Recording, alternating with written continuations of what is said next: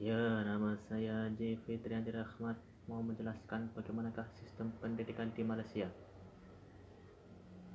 Awal mula sejarahnya, pendidikan di Malaysia pada masa penjajahan itu seperti di Indonesia, berawal dari surau-surau, berawal dari masjid-masjid. Dari situlah masyarakat Malaysia belajar agama, belajar menghafal Al-Quran, belajar membaca Al-Quran. Pada masa penjajahan tersebut, British atau Inggris menyediakan fasilitas pendidikan yang mana hanya bisa dikuasai oleh kaum-kaum yang memiliki uang banyak. Apalagi pendidikan di Malaysia yang pada saat itu ada penjajah Inggris dan disediakan oleh Inggris, yaitu penjajah Inggris juga menyediakan pelajaran utama, yaitu mata pelajaran British language atau bahasa Inggris, dan tentunya akan menjadi kendala bagi orang-orang Malaysia. Selepas merdeka, pemerintah Malaysia mulai membenahi bagaimanakah pendidikan yang ada di Malaysia. Pemerintah Malaysia memiliki kendala-kendala dalam pengembangannya karena terdapat 3 ras di Malaysia: India, Malaysia, dan juga Cina. Di negara Malaysia pernah terjadi insiden berdarah. Saya tidak tahu tanggalnya. Setelah insiden berdarah tersebut yang mempengaruhi pemerintah untuk menerapkan sebuah undang-undang memperkuat ekonomi dan berpengaruh pada pendidikan, maka pendidikan di Malaysia sudah mulai berbenah sejak itu, kalau tidak salah sekitar tahun 1970-an, yang mana pendidikan Malaysia harus bisa disejajarkan oleh 3 matra: Cina, Malaysia, dan juga India. Persoalan-persoalan pendidikan di Malaysia ada 3 kalau tidak salah.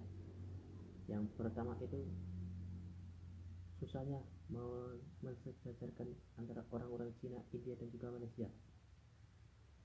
Yang kedua adalah referensi bahasa Inggris. Orang-orang Malaysia, orang-orang sana itu susah untuk memahami bahasa Inggris, dan apabila menggunakan bahasa Inggris itu cenderung dianggap rasis dan mementingkan golongan. Kemudian ada lagi penerapan wawasan 2010. Wawasan 2010 ini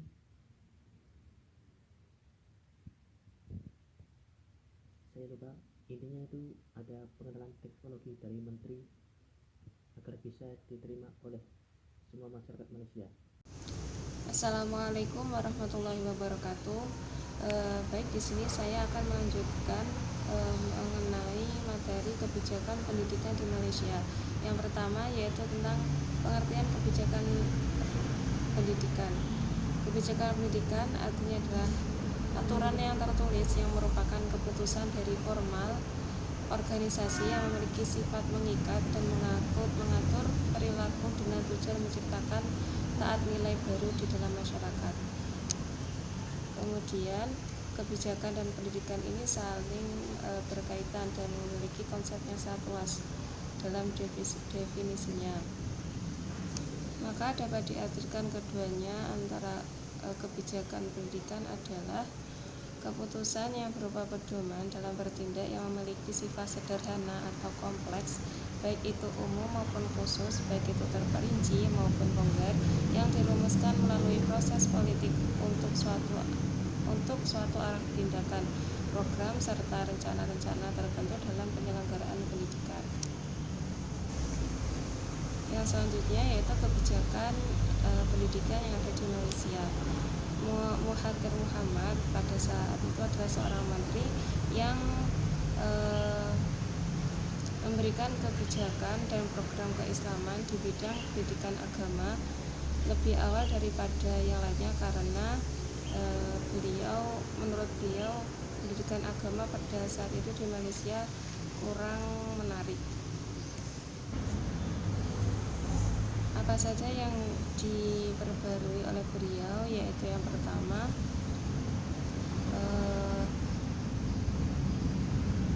meninjau ulang sistem pendidikan. Beliau juga mengadakan kajian kembali tentang pendidikan agama Islam serta sistem pengajarannya. Kemudian membentuk Dewan Penasihat Pendidikan Agama Islam. Tujuan pembentukan Dewan Penasihat ini untuk menggerakkan agar Islam menjadi relevan dan dari kebutuhan modernisasi masyarakat Muslim di Malaysia, dan agar gerakan ini dapat dilaksanakan secara koordinatif dan sistematis. Dan Kementerian Pendidikan mengeluarkan dana yang cukup banyak untuk memperbaiki pelaksanaan pelatihan guru agama Islam yang dilakukan pada tahun 1975. Pemerintah memberikan pengumuman tentang pengambilan alih atas 10 sekolah Islam terbaik di negara Malaysia untuk memperbaiki manajemen sekolah. Dan kemudian setelah itu setelah diperbaiki, dijadikan model atau tiruan untuk sekolah yang lainnya. Adapun kebijakan yang lain yaitu yang pertama, sejak merdeka tahun 1957 ilmu pengetahuan agama Islam sudah masuk dalam kurikulum nasional pendidikan di Malaysia. Yang kedua, tahun 1975 untuk memperkuat dari berbagai hal yang penting pendidikan Islam maka ditempuh oleh Departemen Kependidikan. Yang ketiga, pada tahun 1982 keputusan Perdana Menteri Mahathir Mohamad tentang kebijakan penanaman nilai-nilai Islam di pemerintah untuk dilaksanakan. Yang terakhir yaitu Departemen Pendidikan mengungkapkan pernyataan bahwa nilai-nilai moral akan diajarkan oleh murid non-muslim, kemudian ilmu pengetahuan akan diajarkan kepada murid pembelajaran pada siswa muslim.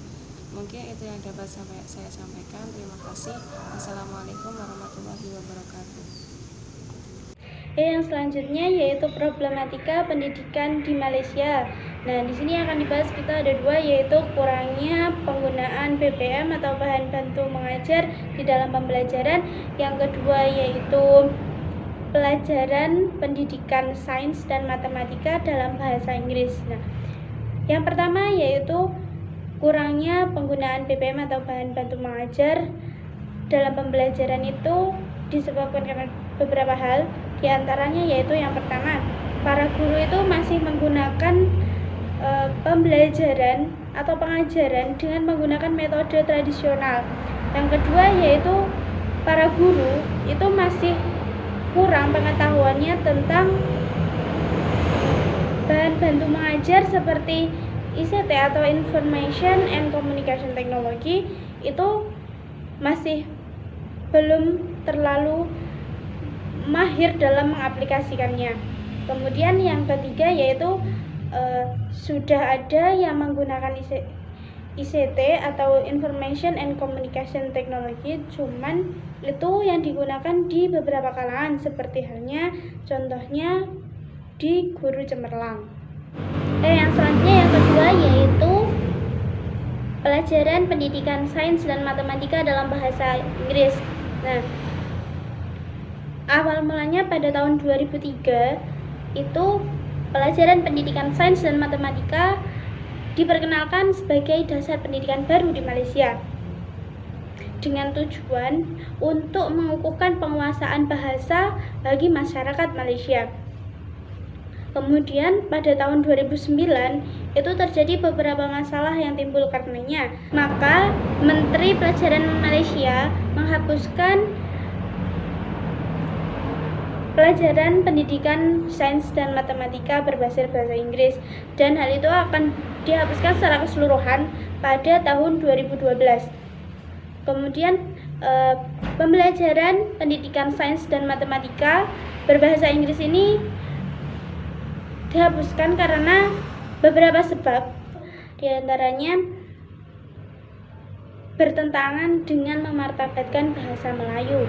Yang kedua yaitu masih kurangnya guru yang mahir atau terlatih di dalam pelajaran pendidikan sains dan matematika berbahasa Inggris.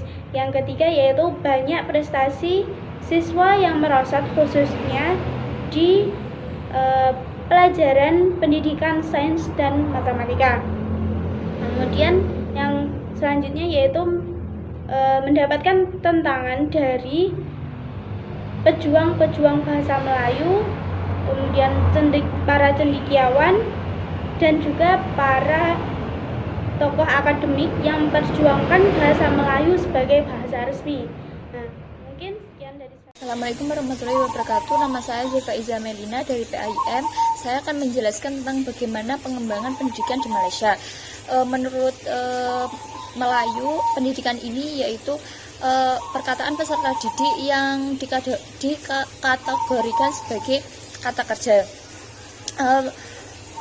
Peserta didik dalam bentuk kata kerja ini yang dimaksud adalah mengajar ataupun memelihara.